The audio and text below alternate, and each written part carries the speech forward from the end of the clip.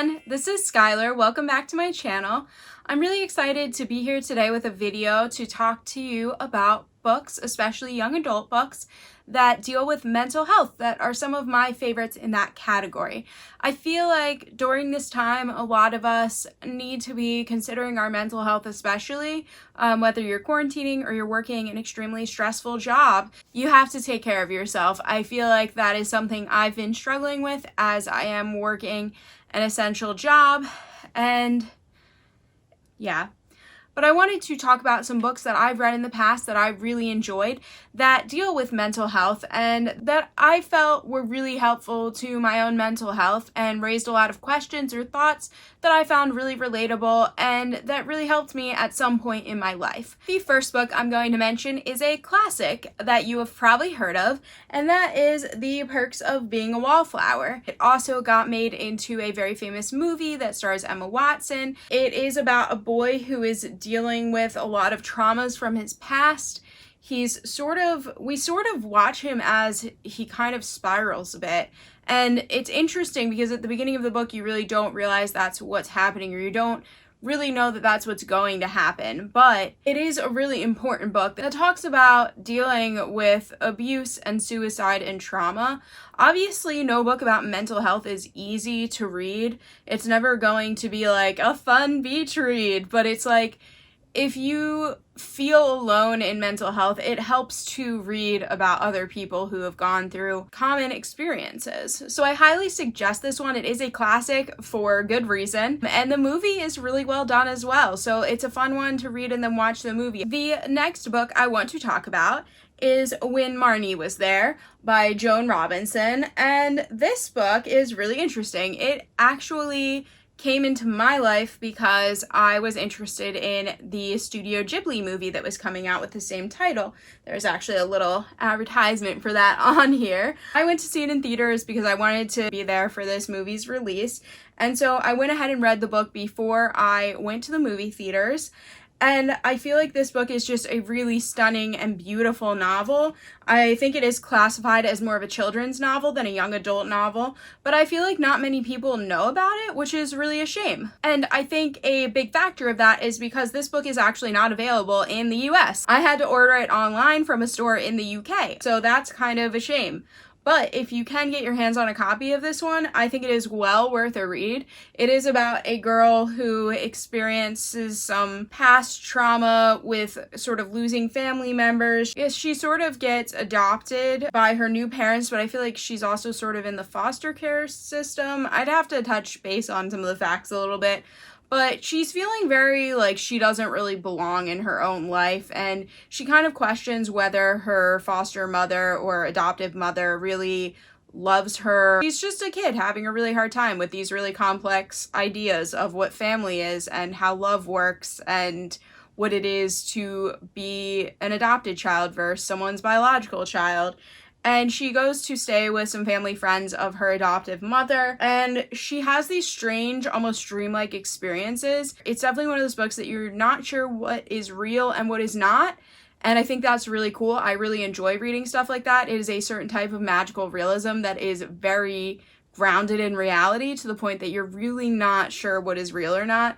And I think that type of writing is so beautiful. She basically starts spending time with this other little girl that lives across this sort of bog where she is. And the water rises every night, and there's this giant mansion on the other side that is in disrepair, but at night it like lights up and it's like this normal functioning mansion. It almost has like a bit of ghost vibes to it. It's really, really interesting. The other little girl who lives across the way lives in that mansion.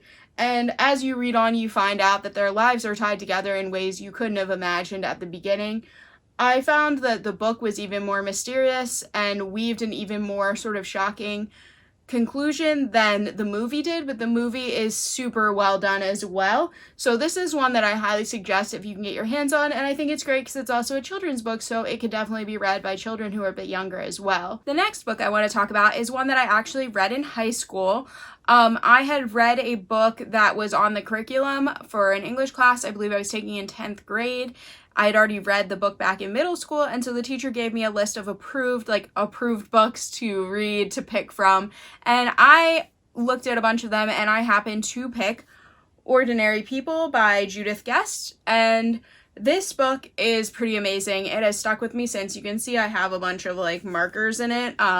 That's because I kind of wrote like a whole paper on it at the time too, but it's just like played a really big part in my life. It is about a boy who is in a really bad boating accident with his brother, and his brother unfortunately does not make it, but he does survive, and he has to live with the fact that his brother died and he did not. He has a lot of survivor's guilt and PTSD from that incident, but on top of that, he also does try to commit suicide, and that is then when we enter the story, is after he has already attempted to take his own life. And he has sort of a very dysfunctional family. His mother is very detached, his father just doesn't understand what he's going through, and his therapist is pretty amazing. The therapist is definitely extremely quotable. It's funny because this book also has a movie as well. I don't know what it is about like mental health books and movies, but they make good movies, and I remember enjoying the movie as well for this one, although it has been a long time because I watched the movie back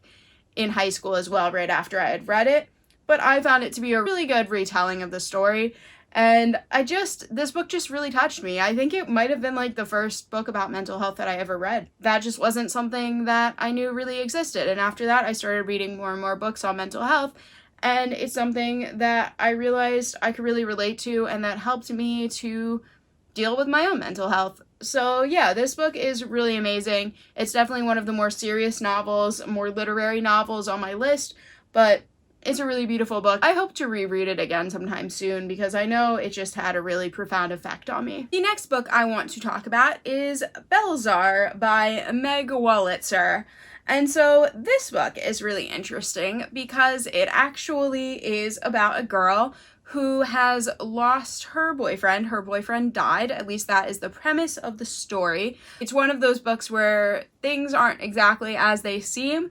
It's a really intriguing, just the whole concept is super intriguing. She ends up being sent away to this sort of rehabilitation center because she's just having a really hard time after losing her boyfriend like that. And so she's sent away and she starts going to this new school, and there's this one teacher that gives them these journals, and she says that the journals are special and none of the students really believe her, but they're supposed to write about what happened to them or what's bothering them in these journals. And she finds that when she writes in the journal, she is like magically transported back to these sort of memories she's having. It's very strange. There is this kind of like slight hint of magical realism. This is another one of those books that just blows me away, the way the magic was sort of, it's so like you're not really sure if things are happening or not, and it's just one of those books you have to be open-minded to that kind of concept, and I really, really like that kind of concept. To me, it is really cool.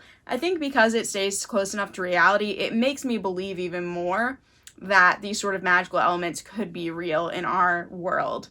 So anyway, basically, these books transport them, and while they're writing in these journals that they have, these magical journals, they are also reading the book The Bell Jar by Sylvia Plath, which ever since I read this, I wanted to read, and I read that this year. So I finally did read The Bell Jar, and I could talk about that in this list as well. I wasn't going to, but as a side note, it is a good classic about mental health, so it's definitely worth mentioning.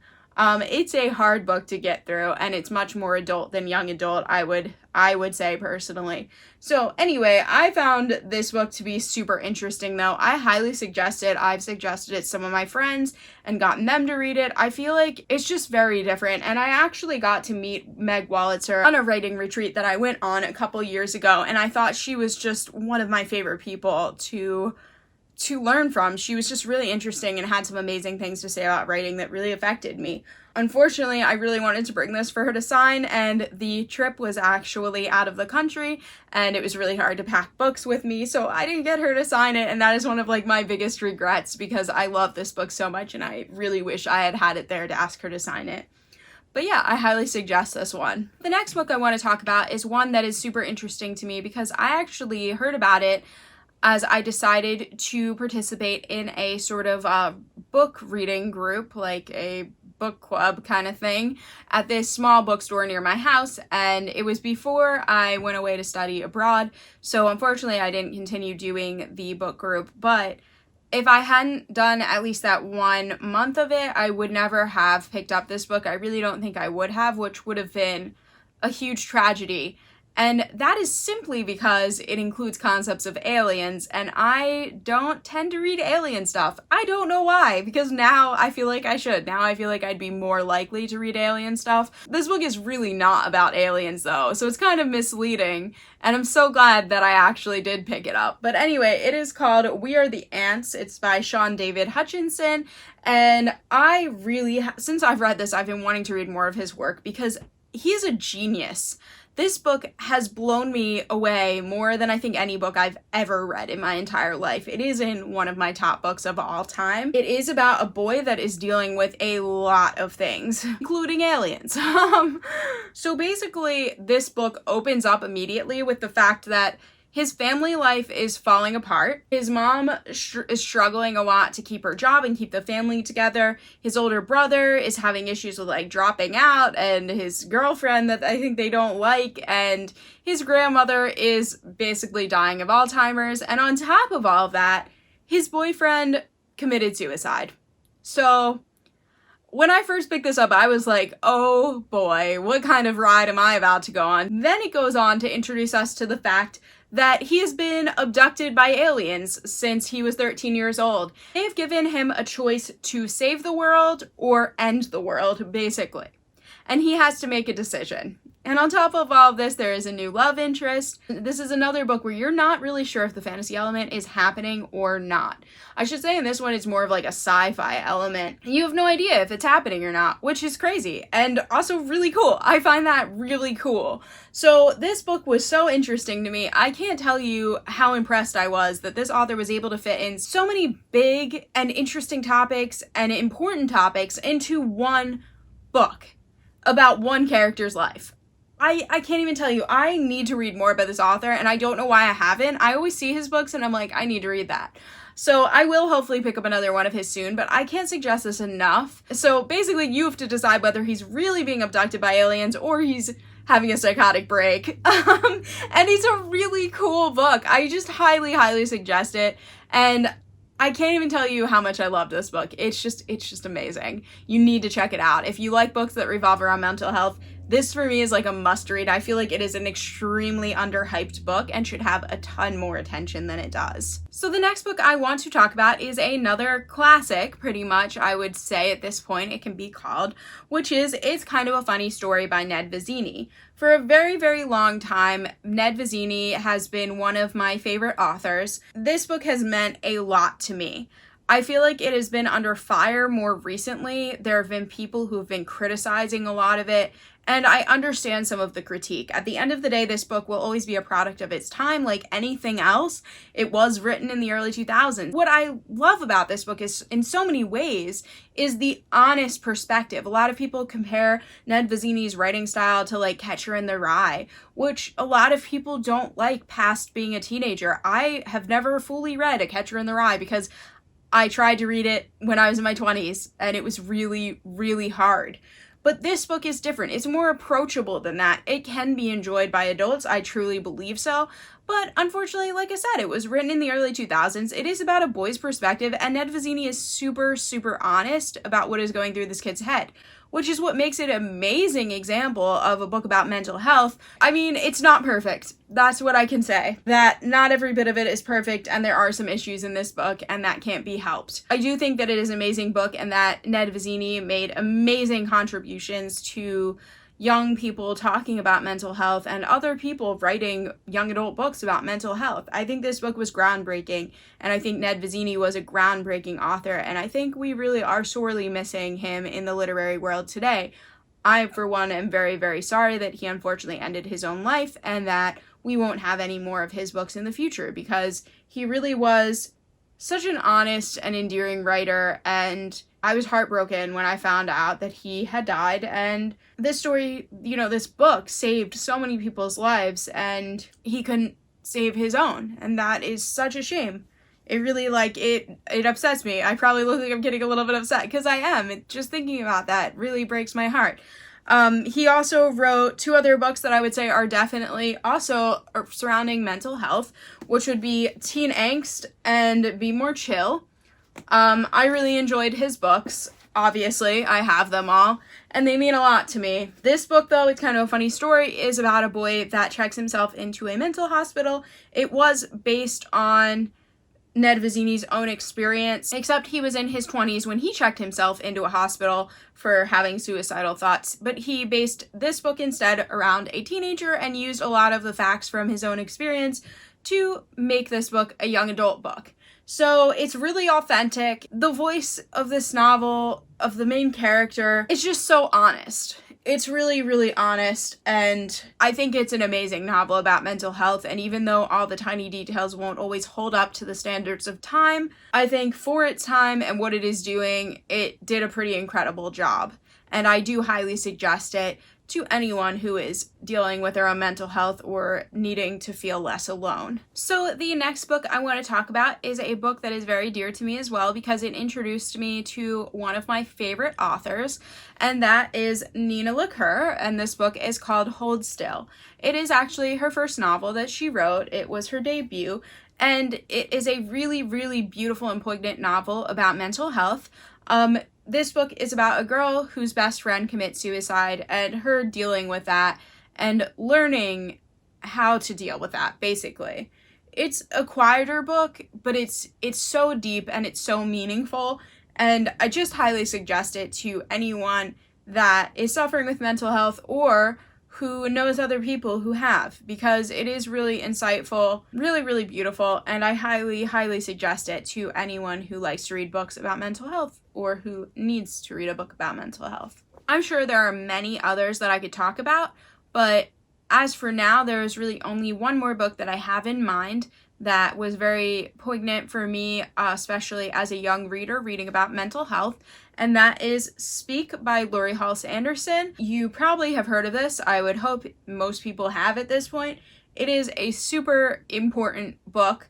It talks a lot about mental health, and it also deals with sexual assault. It is about a girl who is just starting high school who has gone through something super traumatic. And it is about her dealing with those memories and dealing with how to basically live her life after suffering through being assaulted. It's not easy to read, but it is an incredibly beautiful and lyrically written book.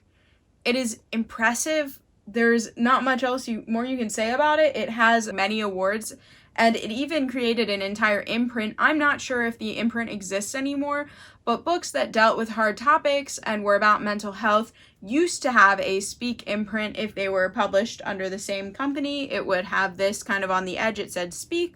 So if you ever see a book that says that, it usually means that it is considered to be like in line with this novel and the great things that it did for talking about mental health and talking about assault and talking about anxiety, depression, PTSD. I mean, this book is a groundbreaking book, and if you haven't read it yet, you really should. It is just plain amazing. So as I'm sure you realize, as readers, there are many books that deal with mental health and many books that have mental health in them, but that is basically just a grouping of books that I feel strongly revolve around mental health, not only have it within them, but that are mostly about mental health. And I think they're all really beautiful books and really well written, really beautifully written, and they definitely deserve to be looked into. So I really hope if you haven't read some of them, you might check them out. And I really hope that you all are taking care of your own mental health. I will definitely be back soon with another video. Have a good rest of your week and weekend. Bye!